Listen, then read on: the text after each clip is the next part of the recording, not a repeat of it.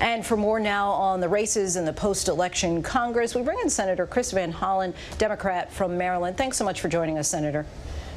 Linsey, great to be with you.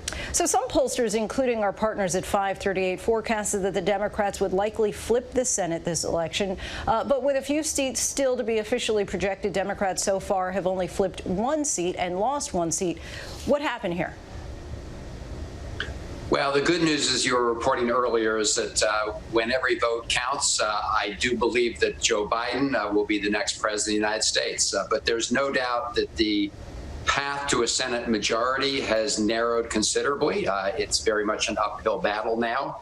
That is the disappointing news out of the night, because I believe we needed a Senate majority, Democratic majority, in order to pass a robust agenda with the incoming President Biden-Harris administration. So if we ended up being stuck with Mitch McConnell as the majority leader in the Senate, it's going to be a much tougher slog.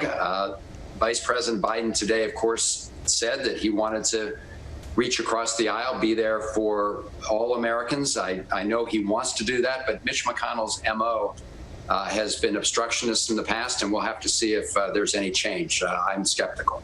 In 2018, you were, of course, the head of the Democratic Senatorial Campaign Committee when the Democrats faced an unfavorable map and lost ground. What lessons would you say that you learned from 2018, and how was 2020 different? Well, in 2018, of course, it was a midterm election, and we saw the House gain seats at that time. In the Senate races, we had a very difficult uphill map. There were 26 Democrats up, about 8 Republicans. So we think we held our losses to a minimum then. This year, of course, we hoped that because the numbers were flipped in many ways, that there would be more opportunities to pick up seats. And we see many of these close Senate races. Some are still being counted. But clearly, we did flip 2 seats, right? We flipped in Colorado and in Arizona, but we lost Alabama. And obviously, that's been a disappointment because we had hoped to pick up seats in North Carolina, Iowa, and Maine, and those are just a few of the other races that did not pan out as expected. Yes, South Carolina. South Carolina, another one. Of course, Jamie Harrison ran a great campaign. So, look, I think we'll have to, look at these races very closely to determine what the lessons learned are. We saw that the presidential races were very tight in these states, and in most of the states, in fact, that were all of the ones that we're talking about, with the exception of Maine, Donald Trump won, and that helped carry the Republican Senate candidates in these races. It appears that the president gained some ground this election with Black and Latino men. How do you explain that shift? Yeah, look, I think this story's been a little bit exaggerated, especially when it comes to the Black vote. I think, he's won a very small share of the Black vote. And when it comes to the Latinx vote, I know he made gains in the Miami-Dade area. As you know, given the Cuban-American population there, that's sort of a distinct vote.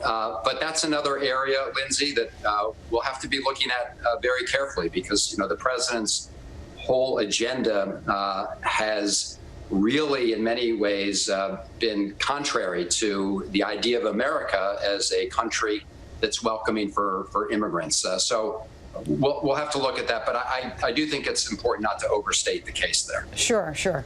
And while I would imagine that you're hopeful, how likely do you think that come January this new Congress can avoid some of the gridlock that we've seen in recent months? Well, it does depend on Mitch McConnell and Senator McConnell. We remember that he infamously said the same night that Barack Obama was elected president that his main objective was to make President Obama a one-term president. He fortunately did not succeed in achieving that goal, but he did obstruct from the very beginning and was never a partner to move the country forward. Joe Biden, like Barack Obama before him, has said that he wants to be a president for the entire country.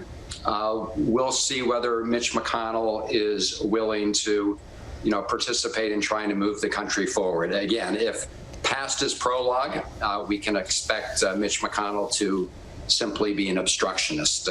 We saw that with President Obama's judges and with President Obama's legislative initiatives. Senator Van Hollen, we thank you so much. Good to be with you. Hi, everyone. George Stephanopoulos here. Thanks for checking out the ABC News YouTube channel. If you'd like to get more videos, show highlights, and watch live event coverage, click on the right over here to subscribe to our channel. And don't forget to download the ABC News app for breaking news alerts. Thanks for watching.